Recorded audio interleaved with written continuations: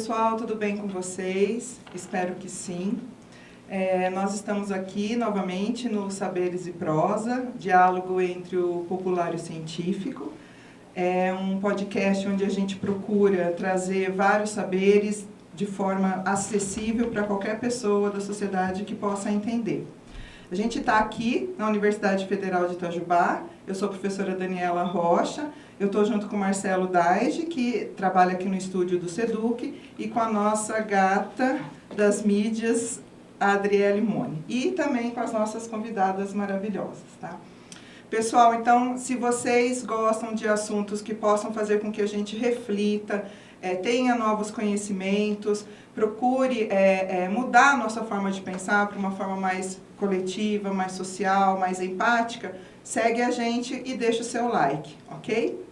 Então, gente, hoje a gente está aqui com as mulheres maravilhosas, lindas, empoderadas, a Elô, a Tati e a Kévila. Elas fazem parte do NEABI, que é o Núcleo de Estudos Afro-Brasileiros, e Indígenas, tá? Aqui da Unifei, né? Porque depois elas vão explicar que o NEABI tem várias outras universidades. E eu vou trazer aqui para vocês um pouquinho do currículo dessas mulheres maravilhosas. Então, a Elô, né, cujo nome, né, correto, Heloísa Helena dos Santos Amâncio, ela é servidora aqui da Unifei desde 93, mãe de 2 lindos meninos, o Gustavo e o Tiago. Ela é graduada em Letras, mestre em Ciências da Linguagem e é doutoranda como aluna especial na Unicamp, no programa de Linguística, tá, do Instituto de Linguagem. E atualmente ela ocupa o cargo de ouvidora na Unifei e desde 2019 a Elô colabora em bancas de heteroidentificação aqui na Unifei. A Tatiana Rocha Amaro, ela é mestre em Meio Ambiente e Recursos Hídricos pela Unifei, é especialista em Engenharia de Segurança do Trabalho, graduada em Engenharia Ambiental e técnica de Meteorologia. Também servidora aqui na Universidade Federal de Itajubá desde 2011 e também colabora nas bancas de heteroidentificação desde 2020. E a nossa querida Kévila Kelma Nascimento Silva dos Passos, é mestranda em Desenvolvimento, Tecnologias e Sociedade, o DETEX, aqui da Unifei também, graduada em Ciências Biológicas, licenciatura, e graduanda em licenciatura em Música. Você terminou já? Terminei. Então é graduada, tá, gente? Em licenciatura em Música. Além do NEABI, né, que as 3 fazem parte, ela atua no Núcleo Travessia e no Núcleo de Estudos Interdisciplinares sobre Desenvolvimento. É NEID ou NEID? NEID. Também da Unifei. Atuou como professora da Educação Básica em Artes na Escola Estadual João 23. Meninas, muito obrigada pela disponibilidade de vocês de estarem aqui para poder participar do Saberes e Prosa e trazer o conhecimento de vocês para que todo mundo possa aprender mais e refletir sobre, né, os assuntos que a gente traz aqui. Então, a primeira coisa que eu vou perguntar para vocês é para vocês contarem como que o NEABI surgiu, o que ele é, para as pessoas poderem entender, né? Por que que houve essa intenção de criar o NEABI aqui na Unifei, quais foram as dificuldades, as facilidades. Fica à vontade, Lu. Bom, primeiro, obrigada, querida Dani, da gente estar aqui. Você é uma querida. Obrigada. Com esse seu humor, ó, a gente está em casa, viu? Fica à vontade. Obrigada pelo convite, eu aqui com minhas colegas, a Kévila e a Tati. Né? É muito prazeroso mesmo a gente estar aqui.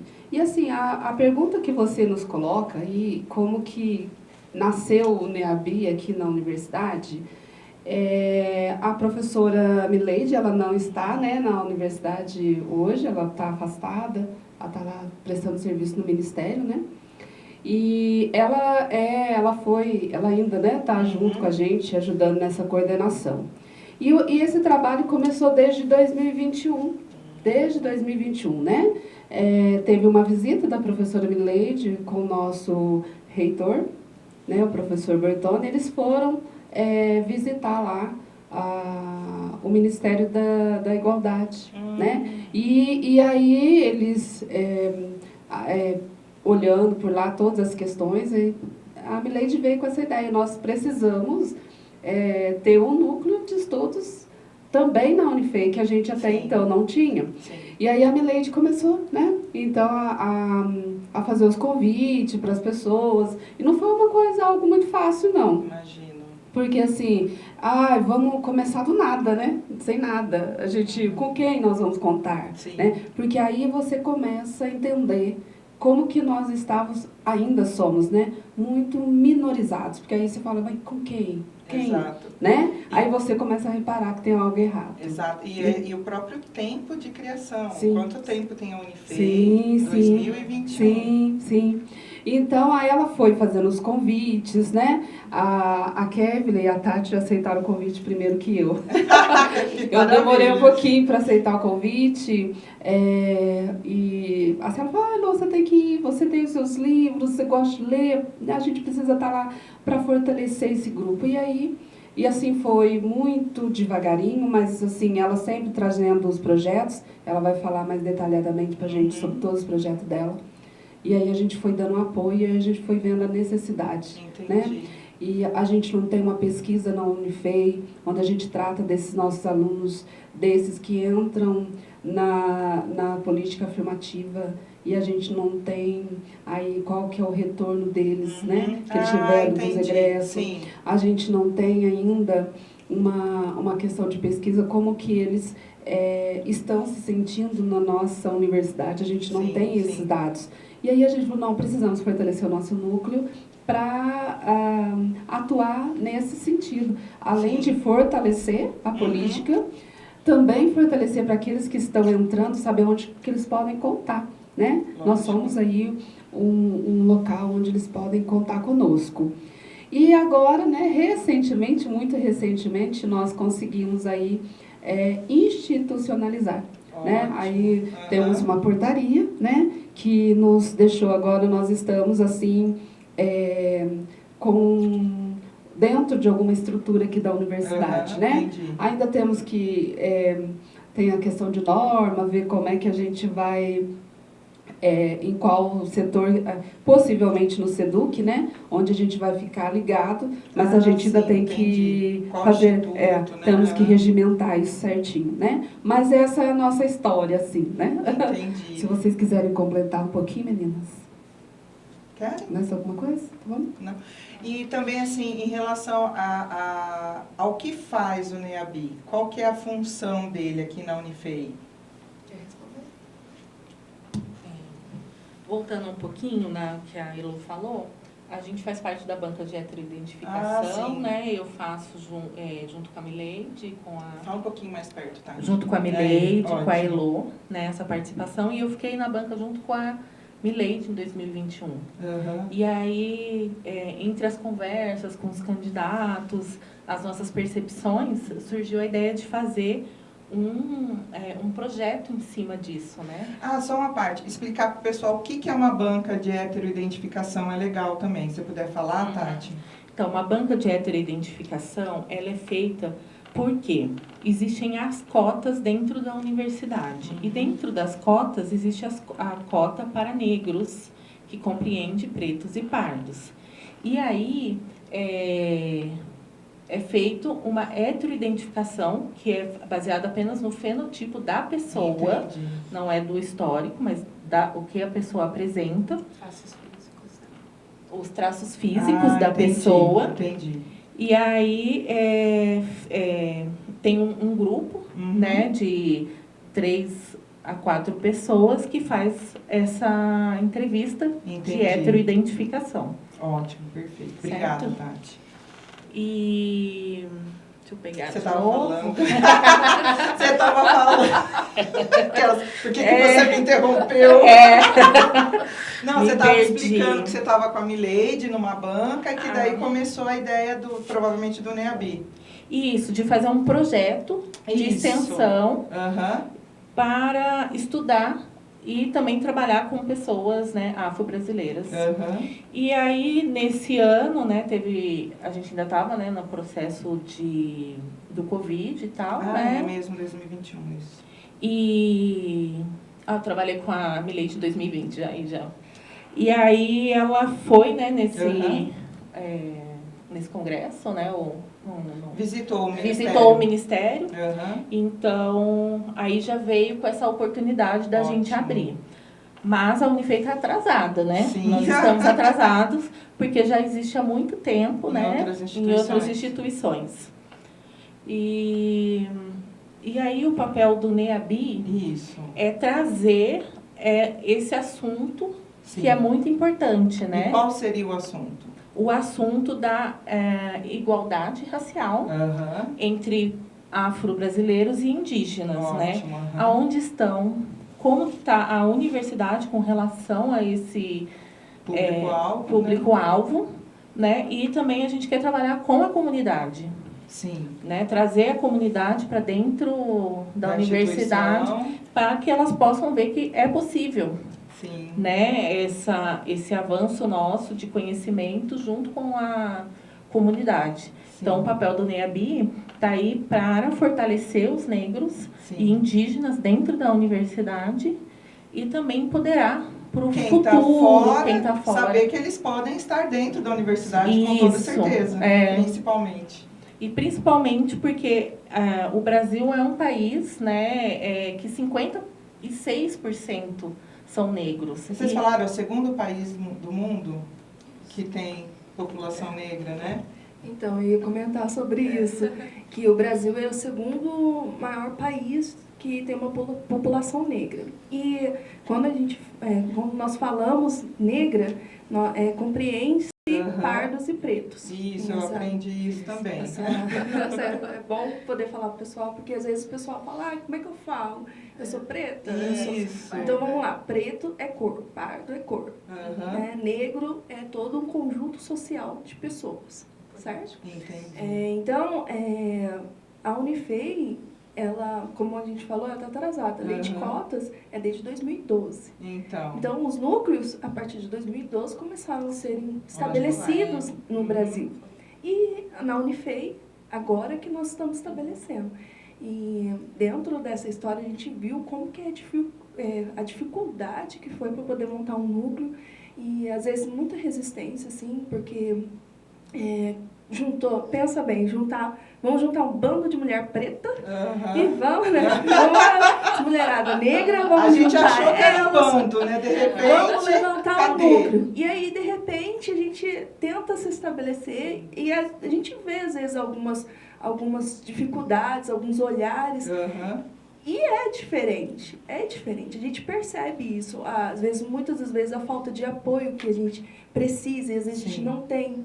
Porque é difícil, a gente, como a Milady falou, nós não herdamos, nós temos que lutar, conquistar. Nós não somos herdeiros. Então, é essa questão. Então, o Brasil, em sua maioria, é negra. Então, e dentro da Unifei, a gente vê que hoje, com os grupos de heteroidentificação, nós temos visto que existe um reconhecimento de identidade dos alunos, eles conseguem se perceber, eles conseguem dar uma diferença. E com o núcleo, eu acredito que só vai melhorar. Né? Não, isso é muito importante mesmo, porque eu lembro que eu estava conversando com o pessoal que faz mestrado aqui, e eles vieram do Nordeste, e eles falaram que, no princípio, eles tinham um pouco de vergonha de trazer o sotaque deles. Eu falei, gente, isso é lindo, é maravilhoso. Eles falaram, não, a gente demorou, porque o pessoal fica, né, tirando sarro, aquelas coisas. Então, é bem complicado isso, né? Então, foi um exemplo que eu lembrei de uma conversa que eu tive justamente por conta da identificação, dessa identidade. E aí a gente vê que existe, às vezes compreende dentro dessa estrutura universitária, existe um tipo de racismo estrutural que é enregistrado. E muitas vezes a gente vê em algumas palestras que a gente fez, a gente fala sobre o racismo e existem pessoas que acham que não existe. Não existe racismo. Pessoas que vivem num mundo paralelo delas, né? E nessa concepção de tentar divulgar, através do conhecimento científico, essa questão racial, nós precisamos movimentar toda a população, como eu falei. Exato. Não só a população negra, mas a branca também. Com certeza. Até anotei aqui para a gente não esquecer de falar isso no começo e no final. Né? Exatamente. Precisa, né? Pode falar. Só reforçando essa questão quando a Tati tocou, que é a respeito da banca de heteroidentificação, sim. Muito importante a gente não deixar de falar que a banca de heteroidentificação, isso é resultado de movimento negro. De movimento negro. Sim. Né? Porque quando se estabeleceu as cotas, né, a gente tem até um ditado, né? Quando a farinha é pouca, o meu pirão primeiro.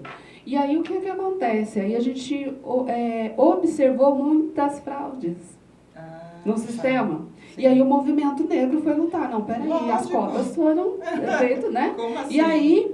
E aí se estabeleceu a questão, olha, não precisaria disso, mas teve que estabelecer a questão das comissões de heteroidentificação. Por quê? Porque para garantir o direito dessas pessoas. Exato. Né? E aí o que acontece? A gente sempre, quando está na banca, a gente sempre fala para a pessoa, olha, nada a ver com a sua autodeclaração. Porque autodeclarar, cada um pode autodeclarar da forma que se sentir melhor. Não senão, deveria ser assim, deveria ser mas a autodeclaração é do jeito que a pessoa se sente, e isso a gente respeita com certeza. Okay. Se você se sente assim, é a sua autodeclaração. Agora, a heteroidentificação é a questão de como a sociedade vê aquele indivíduo. Sim. E é isso que é importante. Sim. É por aí. Quando a Tati tocou na questão que a gente está avaliando, são o fenotípico, que são as características físicas, é porque a pessoa, ela bate o olho na pessoa e já sabe se ela faz parte da cota ou não. Né? Se eu chegar aqui no grupo e falar assim, olha, eu me autodeclaro branca, alguém vai olhar e falar, Elô, tá louca? Entendi. Porque eu posso falar que eu sou branca, mas todo mundo está me vendo que não. Né? Então, a heteroidentificação é isso. É o olhar que a sociedade tem sobre mim. Isso, né? É importante e isso dizer. É muito importante dizer, porque nós estamos... Esse grupo do NEABI é exatamente para fortalecer as questões das políticas afirmativas, para a gente poder firmar as nossas pesquisas nessa área e aí a gente conseguir realmente, se temos mais de 56% da população nossa negra, e não é esse número que a gente vê aqui na universidade. Nós ainda somos minorizados aqui dentro. Não ocupam o devido espaço. Eu queria fazer uma pergunta aqui. Para a gente falar sobre um assunto que eu acho interessante a explicação. Mas, com relação, eu vou afirmar mais uma vez, esses 56%, se não existe o racismo estrutural, aonde que estão esses 56% dentro da universidade, dentro da empresa que a pessoa trabalha, dentro das escolas, né, que as pessoas frequentam. Então, é um ponto a se pensar. Não existe o racismo estrutural? Cadê as pessoas? E o que seria racismo estrutural? É bom falar isso também. É isso que eu ia falar. Racismo estrutural, eu queria pedir para a Elô ajudar a gente a Olha, Elô, ela vai responder. Não, é porque assim, eu já ia perguntar para ela, pedir para ela explicar a importância das cotas. Sim. E o porquê que houve as cotas. A necessidade de se instituir as cotas. Isso, porque aí pega essa parte que ela vai ter que explicar do racismo estrutural e aquilo que vem do passado. Exato. Né? E aí, por isso que eu quero juntar as perguntas. Porque a bola está com você. A bola está com você. E se a Kevila quiser falar também, porque é muito importante explicar a questão do racismo, porque as pessoas falam em racismo reverso que não existe. Né? E por que não existe? Né? Porque para existir tem que voltar no passado.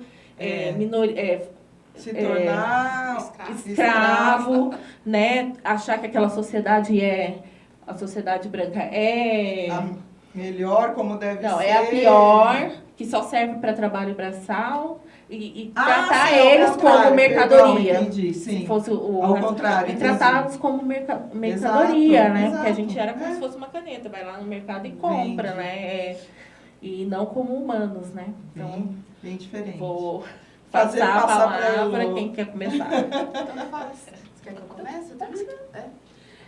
Eu vejo muito importante isso que a Tati falou, porque às vezes a gente fala, racismo estrutural, racismo sistêmico, aí fica todo mundo na palavra e ninguém fala nada com nada. Né? Que é isso, eu meu tenho Deus? que estudar muita coisa, gente. Tá aqui minha escola. Mas, não, a gente vai aprendendo. Mas, assim, é importante que a gente verifique, assim, quando a gente está falando de estrutural, nós estamos falando de estrutura. Isso. Quando a gente fala de sistêmico, nós estamos falando de sistema, né? Então, o que é isso quando a gente vai falar, assim, racismo estrutural? Então, se eu estou falando de racismo estrutural, estou tratando de uma estrutura. Que estrutura é essa? A estrutura onde que a população negra, ela fica nessa parte de baixo, e a população branca, né, a branquitude, no caso, fica na parte de cima, né? E como... mas como que é isso? Eu posso chegar num lugar, né? Eu chego num lugar e aí eu preciso de repente, acontecer um episódio de ter derramado algo, tô no jantar, derramou algo no chão, e aí eu vou procurar uma pessoa para me ajudar a limpar. Quem que eu vou procurar? Jamais que eu vou procurar uma pessoa branca. Exatamente. Eu vou olhar ao meu redor, né? Vou ver, não, peraí, aquela tem a cara de uma pessoa que é da cozinha. Não estou desmerecendo quem é da cozinha. Sim, vejam bem. Não é esse o esquema. Mas, quando você trata, quando você olha numa pessoa e você acha que aquela pessoa, o lugar dela é só lá na cozinha, não é em outro lugar. Sim. Isso nós estamos falando dessa estrutura. O que acontece? Se eu chego num lugar e aí eu olho para uma pessoa preta, sentada numa mesa de gerente, e eu ainda, mesmo olhando a plaquinha ali escrito gerente, eu ainda pergunto para ela, eu queria falar com o gerente. Exato. Por quê? Porque você mesmo está olhando para ela e fala, não, ela é preta, não é possível que ela é gerente. Ela é gerente, né? Isso pode ser sutil, sim, mas isso está na estrutura. Exato. Isso está na estrutura. Né? Que vem do que a Tati falou. Que vem, da exatamente. escravização. Sim, né? porque nós fomos escravizados. Né? E aí, quando aliado a isso, quando a gente verifica assim, o nosso sistema, né, como que o nosso sistema funciona? Nós temos aí a questão das cotas, bem fácil de verificar isso. Temos as questões das cotas. Aí, o que acontece com as cotas? Nós ainda temos pessoas que ainda fazem o discurso contrário. Exato. Mas por que elas fazem o discurso contrário? Tive já a oportunidade, né, de estar com algumas pessoas conhecidas que falam assim, nossa, mas espera aí, tem que ter mesmo uma seleção, porque já pensou, todo mundo vai fazer prova, alguém tem que passar. Eu olhei para ela e falei, alguém tem que passar, e aí tem que ser o seu filho, e não pode ser o filho da outra. Exatamente. Mas é porque isso sistema, vai né? tirar a vaga do menino. Exatamente, vai tirar a vaga. Que vaga? Ninguém está tirando nada de Exato. nada. Mas acontece que é isso que as pessoas pensam, né? Pensam que o fato de você abrir essa questão de cota é como se você estivesse tirando a sua vez, e não é isso. Sim. Muito pelo contrário. Nós estamos fazendo isso para que haja uma igualdade de representações, né? Eu ainda costumo até falar, olha, se não faz política afirmativa, não temos essa representação. Sim. Se o governo não fizer uma política afirmativa para que tenha na empresa cargos com pessoas pretas, não vai ter pessoas pretas nesse cargo. Se não fizer política afirmativa que tenha alunos pretos na universidade, não vai ter alunos pretos. E piorou sendo mulher. Aí a gente tem esses marcadores, né? Porque nós temos um marcador da questão de gênero, temos um marcador da questão da cor, né? Então, veja bem, uma mulher, ela tem um marcador, uma mulher preta, ela tem um marcador de ser preta, tem um outro marcador, que é de ser do sexo feminino, né? E então, tudo isso vai marcando, onde que você vai deixando... Vai ranqueando. Exatamente. Né? Já ganha menos e vai. Então, essa questão da estrutura e do sistema é isso, né? Perfeito. Quer completar aí, Kevin? Então, e aí, quando a gente fala desse racismo estrutural, nós precisamos compreender a história do Brasil. Sim, A demais. história do Brasil. Nós E a verdadeira história. A verdadeira história do Brasil. Porque Exato. nós não temos não falando nem 200 anos de abolição da escravatura. Sim. Né? E aí o que acontece? Não teve nenhuma política de amparo ao negro Exato. dentro da sociedade, que estava Sim. numa sociedade extremamente racista, Sim. sem nenhum direito. E aí, onde entra a minha pesquisa também, né, que é a questão de terras, não tem direito a terras, não tem direito à educação, não tem direito a nada. E o que o Brasil fez referente aos negros? Nada. Exato. Nada. E agora que tem a lei de cotas para poder trazer, para poder... É uma forma de arrumar. Vamos ajustar a sociedade, Isso, vamos melhorar. isso. Uma forma de trazer melhorias. E aí, recuperação histórica. E acontece, nós temos aí uma parcela de pessoas, não, mas não devia existir. Você está falando isso porque você é branco, você já tem, né, o direito. Nem a terra, ela foi dividida de maneira justa. Então, continua assim. E continua assim. Porque temos vários movimentos, né? O marco temporal dos indígenas, Sim. que estão lutando agora para conquistar aquilo que já tinham, né? Exato. Então, nós temos toda essa situação. E o que acontece? A lei das cotas, elas entram com essa questão de amparo. Não, vamos recuperar isso, porque nós não fizemos nada que aparecem os negros.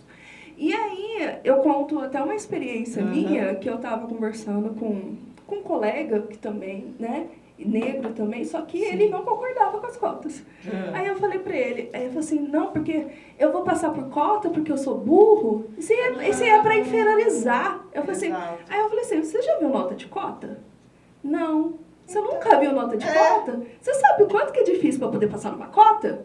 Porque a nota da cota é praticamente da ampla concorrência. Então a pessoa tem que ser inteligente para poder passar, não é burra. Então, às vezes, a maneira como é disseminada essa informação, nossa, vai estar inferiorizando. Só porque está entrando por cota, a nota dele vai ser menor. Quer dizer que ele é burro e ele está entrando por causa disso. A ideia que ele tinha era essa. Burro é quem pensa assim, vai estudar, vai se informar. Isso é muito importante, gente. Ler, vamos estudar antes de falar bobeira, Instagram, né, Facebook. Pelo amor de Deus, estude. Não passa vergonha. Não dê vergonha alheia na gente, pelo amor de Deus. Porque para passar, você precisa ter uma nota de corte. Sim. E vai ter várias pessoas competindo dentro dessa nota. Não é chegar assim, tipo, olha, eu quero entrar.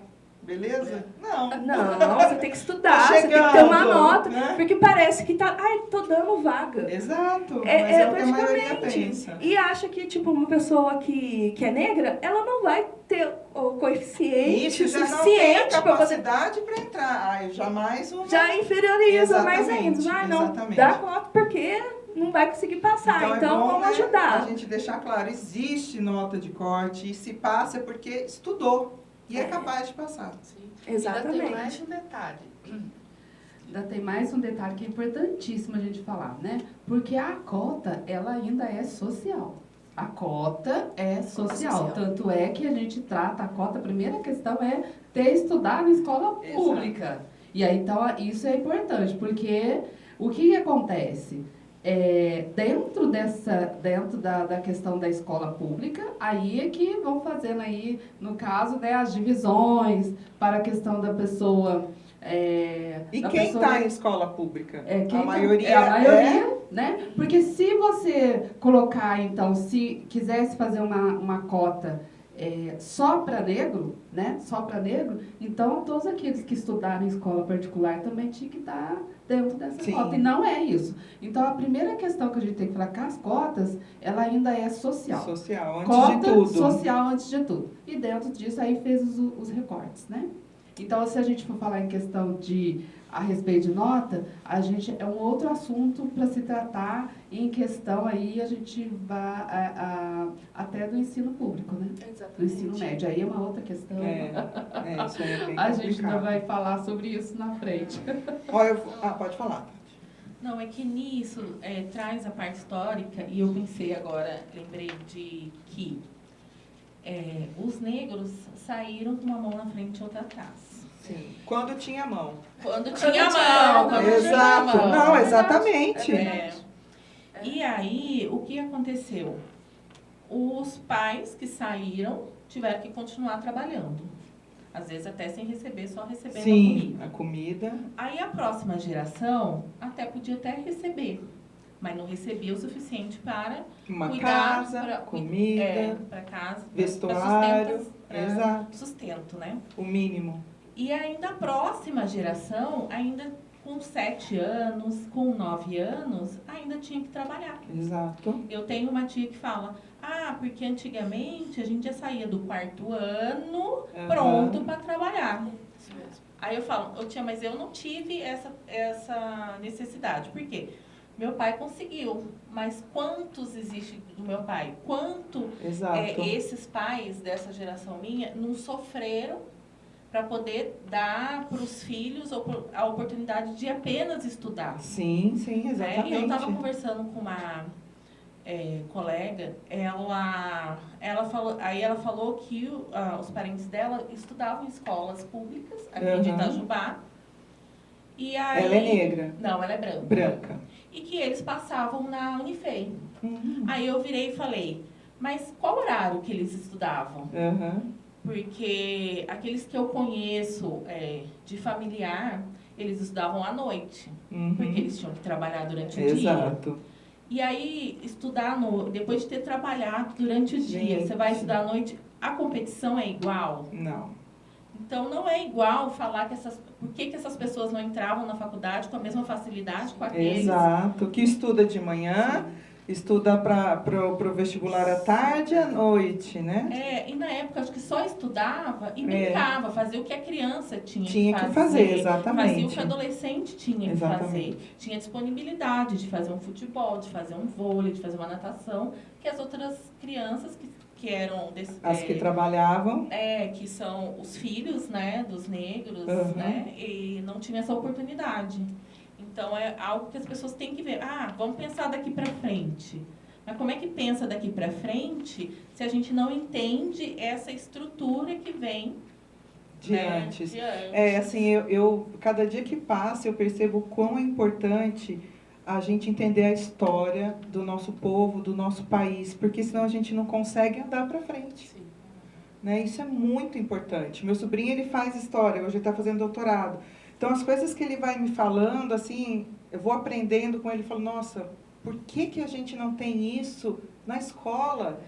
Porque a gente vai crescer cidadão crítico e ninguém deseja muito pessoa crítica. Não é aquela pessoa crítica chata, é aquele crítico que reflete o lugar dele e questiona por que eu estou aqui, por que assim, por que não ser de outro jeito.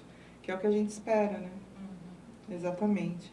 Eu vou inverter... Quer terminar, Tati? Eu vou inverter aqui. Eu queria saber o que já foi desenvolvido pelo NEABI aqui dentro da Unifei.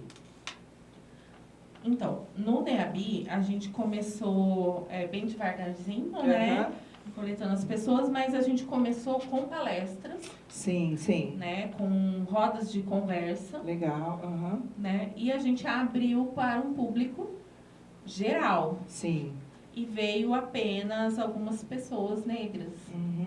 E aí até outras pessoas, até as pessoas negras que entram na universidade, também precisam, porque assim, eu estou aprendendo, a Elô está aprendendo, né? A Kevila está aprendendo. E os alunos também, né? Precisam aprender, entender essa história que foi apagada. Exato. E que a gente, para conviver nessa sociedade, a gente, às vezes, sacrifica algumas coisas. E é imperceptível, né? porque está, de novo, na estrutura. E aí, o que acontece é que essas palestras, até, você perguntou do que o NEAB tem feito, né? Tem estudado bastante, né? Nós estamos desenvolvendo projetos agora, para a gente começar a trabalhar. Mas, nessas palestras, a gente quer falar, todos, não são para os negros, são para todos. Todos, todas.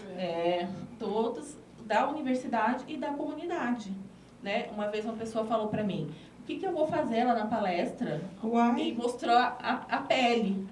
Aí eu falei assim, você vai lá aprender para poder combater. Isso é tipo assim, agora que você fez isso, é que você precisa ir, meu amor. Princesa, manda beijo, me liga, vai, né? Sim. É isso mesmo. Mas aí a gente começou com palestras e agora a gente está desenvolvendo uma atividade. A Kevla é ótima, né, na parte de marketing, os desenhos. E aí, eu acho que a Elô pode explicar melhor, de novo, a parte que a gente vai... não é só novembro, né, que a gente tem que fazer os movimentos. Sim. Mas, como a gente está aí, né, nesse início, né, a gente pretende que o ano que vem isso seja diferente, que a gente consiga fazer mais eventos maiores durante o ano, mas para esse ano a gente vai fazer um evento em novembro. Então, nós queremos convidar a todos e todas para participar, para estar presente, acompanhar. E a Elô vai poder falar um pouco melhor desse evento. Tá. Gente, pode, antes de falar do evento, então, assim, em princípio, o NEAB começou com as palestras e com a parte dos estudos. Isso entre os membros mais internos do NEAB, para depois poder abrir para a comunidade da Unifei e posteriormente para a comunidade de Itajubá. Seria isso? Pode falar. A gente teve participação tanto no Integra. Isso que eu ia falar no Integra, explicar o que é o Integra, né? Integra é uma atividade que tem aqui na Universidade Federal de Itajubá que recepciona os alunos ingressantes. Né? Então, eles sabem os projetos que estão acontecendo, então fica várias barracas é que chama? Tendas, estandes, gente, não é? Estande, que é mais bonito, vários estandes que tem os projetos para poder, essa criança quase que chega aqui, né, poder entender quais são os projetos que tem. Então, achei super legal que já começou, então, no Integra, isso é maravilhoso. Então, nossas atividades, nós tivemos as atividades ocultas, que é entre nós, em que nós conversávamos, os estudos, as reuniões, né?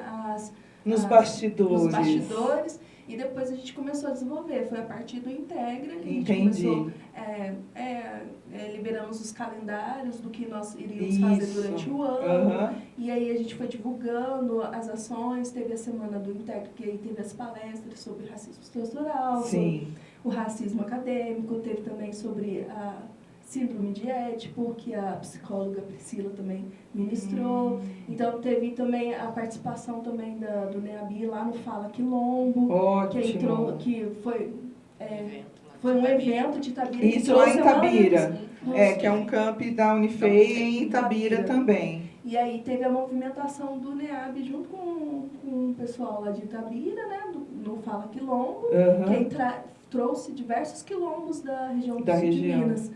E isso é importante, porque aí a gente vai vendo como que a gente se identifica, como que a gente pode colaborar, qual que é a visão. Isso, então, começa a ter ideias. As ideias foram surgindo e agora a gente está trabalhando com os materiais didáticos para poder, né, distribuir materiais didáticos.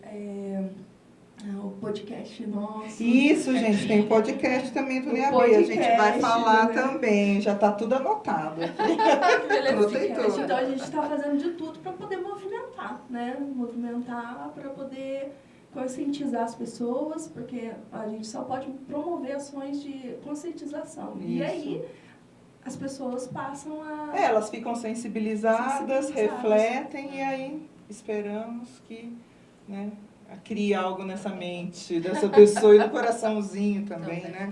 Que precisa ter, né, a parte de empatia, de ética, que isso é muito importante. Então, assim, esse próximo evento que vocês vão ter, que é o mais importante, né, que é o que vocês estão trabalhando, vai ser em novembro. Sim. E o que vocês estão preparando para novembro? Então, a gente está... É muito importante essa fala aí da Kevila, que é a questão, assim, como você falou, como é que a gente, né, vem estruturando. Fazendo isso, esse estudo nosso ainda bem entre nós, sim, né? Porque a gente precisa se fortificar, lógico, aprender, solidificar, né? Aprender. E com essas palestras, assim, muito timidamente, mas a gente foi propondo, né, esses trabalhos. Tem que começar de algum jeito. Exatamente.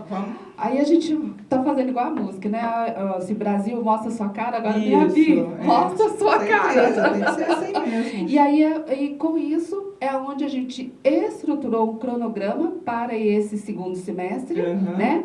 Devido às nossas participações, que a gente teve aí alguns eventos. E lembrando, né, que todas trabalham, sim, todas têm sim, sua vida, né? E talvez a nossa questão de entrar no grupo foi essa aí, né? Porque a gente também tem as nossas outras atividades. E como a gente tem as outras atividades, como é que a gente vai se dedicar? Mas a causa é nobre, e aí a gente precisa falar, não, peraí, nós também a gente presta um serviço para a nossa comunidade preta, então a gente precisa, né, falar para eles que é possível. Então, nesse segundo semestre, nós estruturamos da seguinte forma: nós vamos fazer um evento maior, que agora é dia 19 de novembro. Nós estamos formatando o nosso workshop, né, o nosso seminário. E nesse evento a gente está convidando os movimentos negros, né, da região, da cidade, né? Os movimentos, a gente tem aqui também na nossa universidade, tem o Não Mexe com a Minha Cor, né? Sim, eu me lembro. E também temos cidades vizinhas que a gente foi encontrar com eles lá em Pouso Alegre. Nós fomos no evento lá no Seminário Legislativo da Igualdade Racial, sim, dia 28 de junho. Chegou lá, a gente viu o pessoal de Piranguinho, viu o pessoal de Maringá, e falou, mas como assim? Gente, a gente tá no sul de Minas, viu? E aí foi isso mesmo que aconteceu. Eu falei, nossa, então a gente precisa fazer algo para a gente se encontrar. E é isso que a gente vai fazer. Nós precisamos ver o que cada grupo está fazendo, porque para a nossa pesquisa, né, para dar certo a área de pesquisa, precisa se ver articular com os outros movimentos, o que está acontecendo, onde vocês estão atuando, porque isso vai ajudar. Onde precisa de ajuda, onde tem que aumentar um esforço. E aí, esse evento que a gente vai estar se propondo dia 19 de novembro é uma ação que ela vai ser continuada nos próximos anos. A ideia é que todo próximo da consciência negra a gente tem esse grande evento e também para o ano que vem que a gente tenha algo voltado mais para os indígenas, né? Sim, sim. E tem também a da mulher negra. Da mulher negra também. Então, tudo isso a gente vai fazer grandes eventos, mas a gente está começando com esse agora. E aí, a nossa atividade, então, nós focamos nesse evento, no podcast nosso, que vai ser mensal, né? Sim, a gente vai soltar um por mês. E também dedicando ao material didático, né? Que é fazer nossas cartilhas, fazer uma sala interativa para que a gente possa convidar as escolas, né? Para eles virem aqui. É uma forma também da gente divulgar, fazê-los, né? Aprender um pouquinho sobre as questões raciais. Então, nós estamos estruturando dessa forma, tá? E o legal desse evento, além, né, de ver o que o pessoal está fazendo, é ver a percepção das pessoas. Isso vai e essa troca, eu acho que vai trazer bastante ideias, né? Vai trazer como que a sociedade está enxergando, né? Porque o tempo de luta deles, né? Exato. Que é diferente do nosso. Né? O local onde se convive, cada movimento é diferente, as cidades, né, se relacionam de maneiras diferentes. Então, é muito interessante a gente aprender, né? Vamos aprender. Exatamente. E outra coisa também, a gente também vai chamar, né, pessoas para estar falando com a gente, para estar dando palestra. E vai ser bem interessante, que a palestra não é só... para pessoas negras. Sim, mais uma vez. É importante, né, que toda a sociedade esteja envolvida, né? Exato. Nessa conscientização. Vocês estão pensando em também passar online para que todos que não possam comparecer tenham acesso? Talvez fique na página do NEABI, no podcast, né? Isso é muito importante, porque às vezes a pessoa não pode vir, mas tem esse interesse de aprender. Por enquanto a gente está no SEDUC, né? Então a gente tem usado o YouTube do SEDUC para os nossos eventos e palestras. E aí a gente tem a parceria, né? Nós somos Unifei, lá em Itabira. Então, tudo que a gente faz, a gente procura envolver eles. Sim, e aí através do link no YouTube, né? Entendi. Então tem sempre, até pro pessoal da Unifei, que às vezes assistem depois, ou tá trabalhando e fica escutando a palestra, né? Certo. Então a gente está sempre aí com essa parte da rede social. Perfeito. Então agora, para a gente entrar um pouquinho mais nas pesquisas que vocês vêm desenvolvendo, né? Eu sei que a Elô está fazendo doutorado, né, em Linguística na Unicamp, cujo tema ele fala sobre a subjetivação, as lutas e os lugares da mulher preta.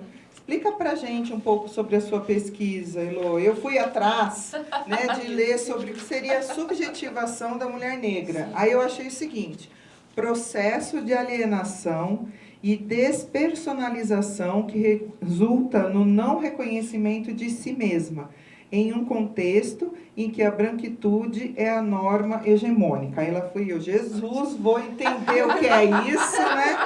Aí eu pensei, vê se eu pensei certo, eu falei que seria a perda da nossa essência, de não saber quem a gente é, né? E se cobrando para se encaixar num perfil que não é nosso. É mais ou menos isso? É isso. Então tá, entendi, gente. Entendeu tudo. Entendi. Explica Fez pra a gente. Tarefa. Antes de começar a explicar isso, eu até, quando a Dani pediu para falar, dá um mini currículo, isso, né? Isso. E o mini currículo, aí eu passei para ela o mini currículo, que ela leu aqui no início, né, do nosso encontro. E eu fiz questão que ela colocasse. Falei, olha, falo que eu sou mãe de 2 lindos meninos, Gustavo e Tiago. Por quê? Porque, assim, os meus filhos, de fato, foram inspiração para mim. Porque eu só fui fazer a minha graduação depois que eu tive filho. Sim. Né? Então, umas questões de vida, as questões de... Eu continuo pobre. Não mudou essa realidade. As pessoas têm que entender que ninguém é rico aqui, é tudo mulher assalariada, vamos acordar. Pobres, né? Hello! Tínhamos menos recursos que hoje, né? Sim. Então, aí você precisa, aquilo que a Tati estava colocando é muito sério, você precisa escolher, a mãe precisa escolher. Exato. Olha, chega uma determinada idade, você precisa trabalhar. Né? É que não vai dar. Não vai dar. Não é porque eu não quero. Você precisa trabalhar. Mas a minha mãe sempre incentivou a gente mesmo assim a estudar, ainda que fosse à noite, né? Sim. Mas chega um momento que você fala assim, não dá. Não dá mais. Tô cansada. Jesus. Não dá e tenho filho. Mas quando eu tive filho, meu primeiro filho, eu disse assim, meu Deus, eu quero que ele estude. Mas eu tenho que dar exemplo para ele. Exato. Né? Eu tenho que ser exemplo. O fato de eu ter que ser exemplo para ele, eu tinha que fazer um sacrifício. Sim. Um sacrifício assim que eu vejo que valeu muito a pena. Valeu muito a pena. Por quê? Eu graduei com o meu filho mais velho. Hoje meu filho mais velho tem 29 anos, Gustavo. Gente, é uma belezinha, você lembra dele, lembro, né? Não vou nem falar. A belezinha, um jornalista maravilhoso. Ai, que demais! Né? E ele, eu vejo assim, quando ele conversa comigo, né? Quando ele tirou a graduação, né? E aí ele falando assim, mãe, eu falei, filho, agora você tem que fazer o mestrado. Ele falou, mãe, para eu te alcançar, eu preciso muito. E aí eu fiquei assim, falei, não valeu a pena, era isso que eu queria. Porque desde o começo lá era isso. Eu preciso dar exemplo para eles. Exato. E eles precisam saber que dificuldade, o meu menor, o Tiago, ele não fala de dificuldade de estudo para mim. Ele, às vezes, ele fala com o pai dele, mas não fala comigo. Fala, meu Deus, eu falo assim, eu não posso falar para minha mãe, porque como que eu vou falar de dificuldade no estudo? Porque minha mãe está mostrando que é possível. Sim, então, ele tem que firmar a cabeça e ir. Então, quando eu disse assim, meus filhos foram responsáveis pela minha entrada na graduação foi exatamente isso. E eu fiz a minha graduação com muito sacrifício, né? Fiz o curso de letras aqui na UFEP. E aí depois eu falei, chega, agora chega. Eu pensei, cansei, porque trabalhar, cuidar de filho não é fácil, vou deixar. Aí nasceu meu segundo filho. Aí você fala, eu vou fazer mestrado. Exatamente, foi isso. Exato. Não pode nascer o terceiro. Já deve ter nascido porque ela está no doutorado. Mas quando nasceu o meu caçula, eu falei, não, gente, eu acho que eu vou ter que entrar nessa vida de mestrado. Meu Deus do céu! E fiz o meu mestrado com o meu filho menor. Meu Deus. De hoje tem 15 anos.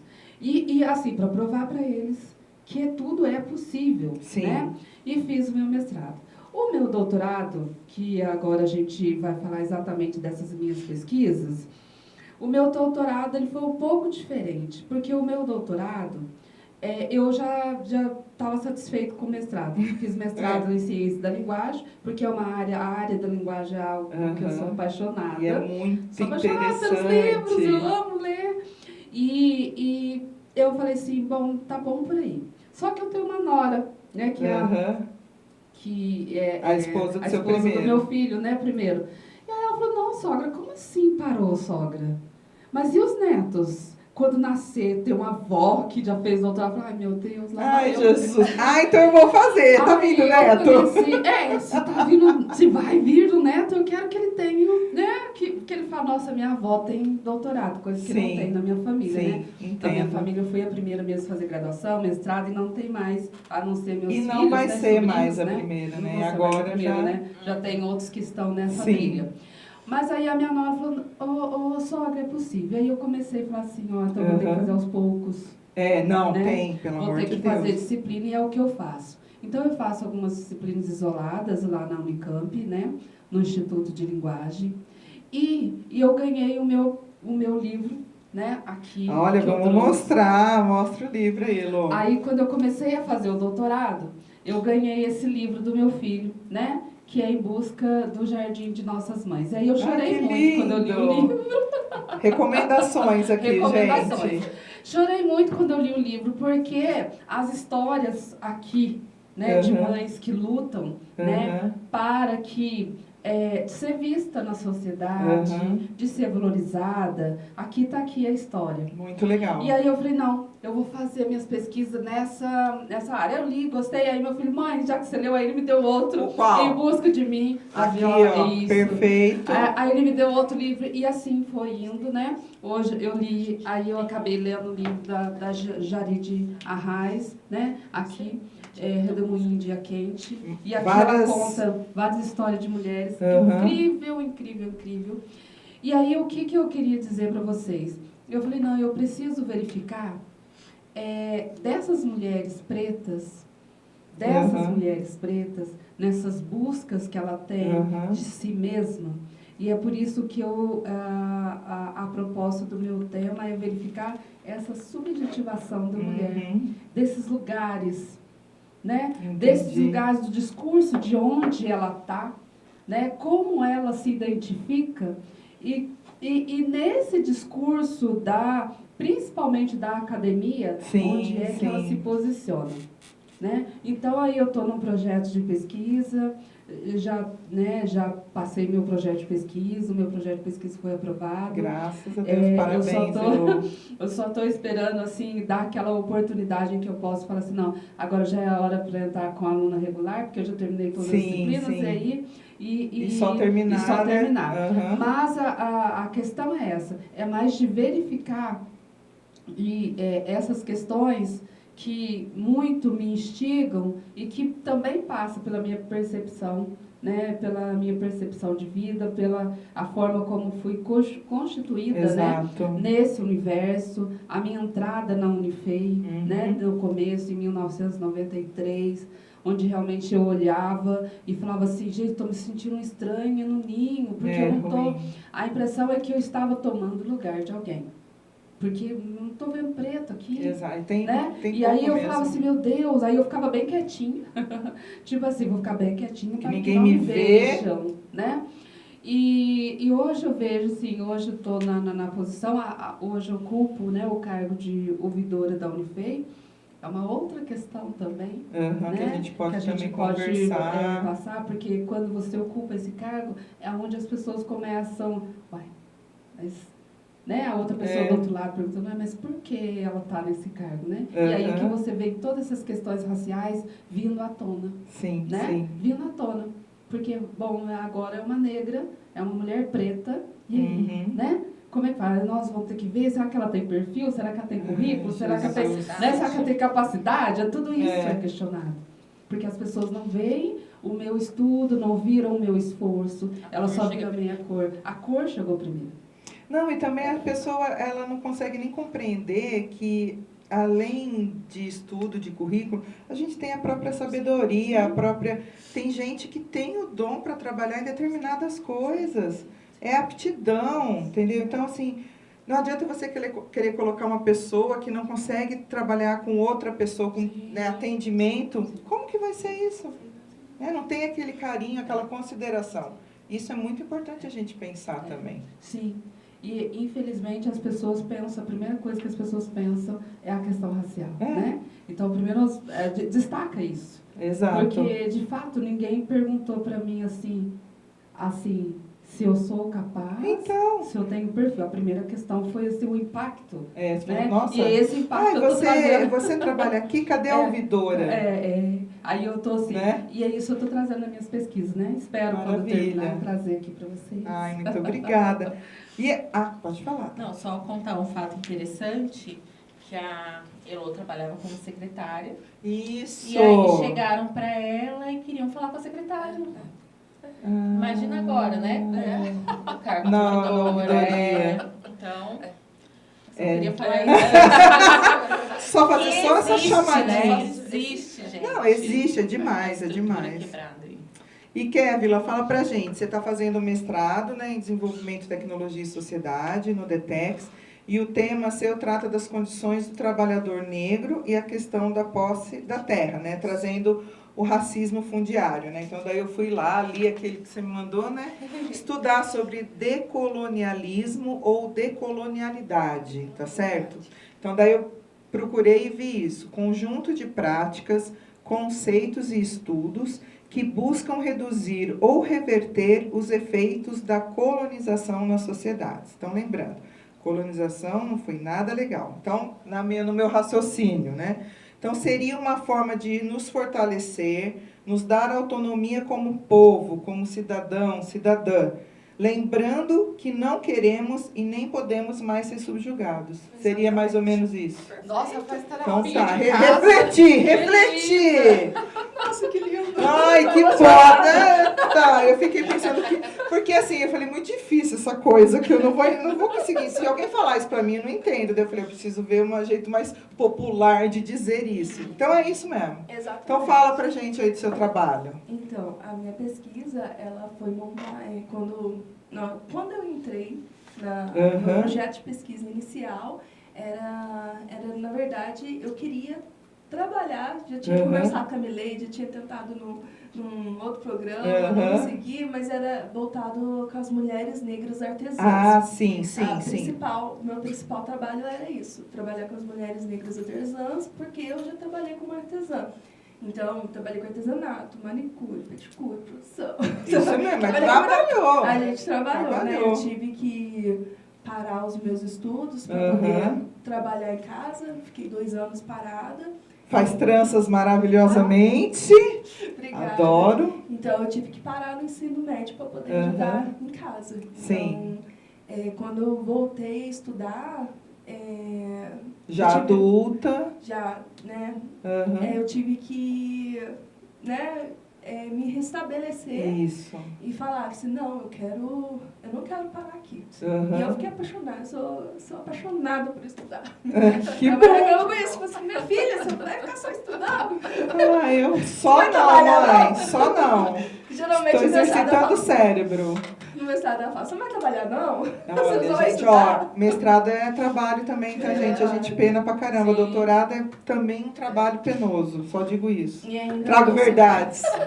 Eu trabalho, sou bolsista da CAPES, né? Então, e aí, quando eu fui conversar, eu pensei, eu pensei junto com a minha orientadora, uma linha de pesquisa dela, que ela trabalha com agricultura familiar e com economia solidária. Isso, economia solidária. A professora Viviane, Isso. e agora tem um orientador que é o professor Pimenta.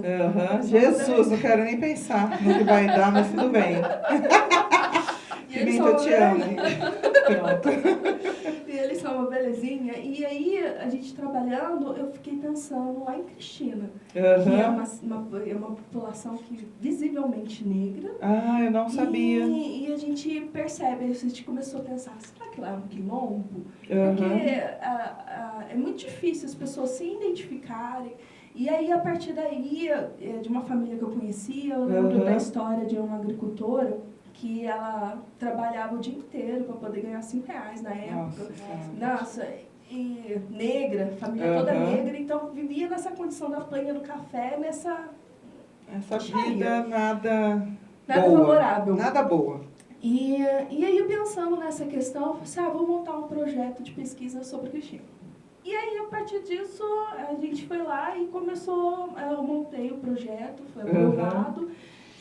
E começamos as pesquisas. Sim. Indo para Cristina, verificando a situação. E quando você chega em Cristina, você vê uma situação que... Cristina é uma situação que ainda consiste numa questão colonial.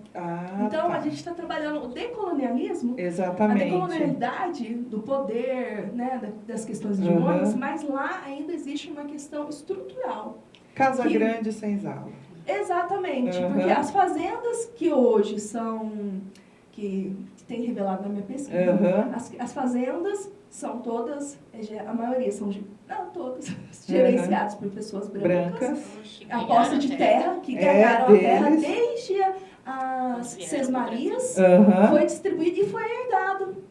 E a população negra trabalha como meeiros, não tem acesso até os agricultores familiares negros para poder conseguir, né, esse trâmite de ter a própria autonomia, não consegue.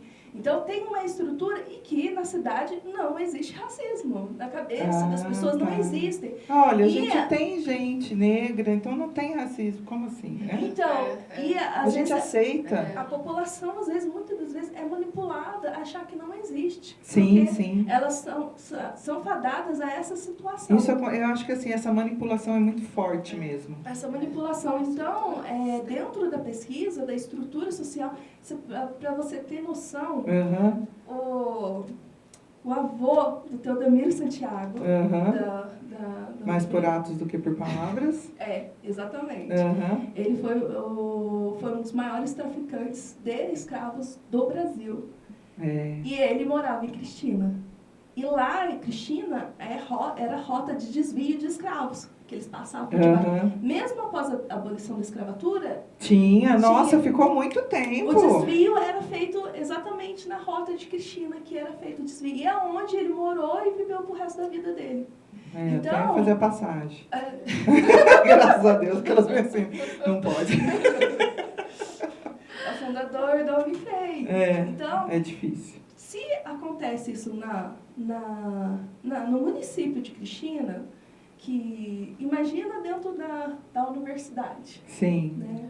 Só fazendo essa relação, mas a minha pesquisa é mais voltada nessa questão da posse de terra. Entendi. E foi verificado que a maioria dos fazendeiros são brancos, a posse de terra está em mãos brancas, e infelizmente, para conseguir terra, os trabalhadores negros não tem como. Não tem recurso. Então, a gente trabalha nessa questão e aí visa a questão da reforma agrária. Cadê a reforma agrária? Sim. Que é necessário uma reforma para essa distribuição de terras, porque Cristina tem longos hectares. Lá é 10 mil e... 10.337 de população. Mas o território de Cristina é muito grande. É muito grande. Entendi. É muito grande e ainda está nessa questão das Sesmarias. Não foi redistribuída essas terras. Para variar. Para variar. Isso no Brasil inteiro. Então, Sim. a pesquisa ela visa pontuar Cristina, mas identificar os municípios pequenos que ainda possuem essa estrutura hegemônica, eurocêntrica, colonialista, né, colonial. Então, a gente, bem naquela questão de Quijano, que ele traz a colonialidade do poder, onde os dominantes, né, estão dominando sobre a minoria, sobre povos que é considerado inferiores. Entendi. Ai, meninas, infelizmente a gente tem que terminar aqui a nossa conversa, tá? Eu agradeço demais a presença de vocês. Muito obrigada por me fazerem estudar, por me fazerem aprender. E, assim, quem gostou do assunto, gente, pode escrever, pedir para a gente ter uma parte 2, né? Inclusive também do podcast que a gente fez com a Muriel. Se vocês quiserem, a gente chama, escreve quais assuntos vocês querem que a gente converse, que a gente traz aqui. Então, mais uma vez, muito obrigada. Fiquei muito feliz de vocês aceitarem. Para mim é um grande prazer estar aqui e divulgar o trabalho de vocês, tá? Agradeço ao Marcelo, a paciência do Marcelo Daide, também a Adriele Mone, que está aqui com a gente, né, o Seduc, tudo. Então, gente, tudo que a gente falou aqui vai estar na descrição do vídeo, né, o contato das meninas, o contato do NEABI, o contato da nossa página no Instagram, também do NEABI no Instagram.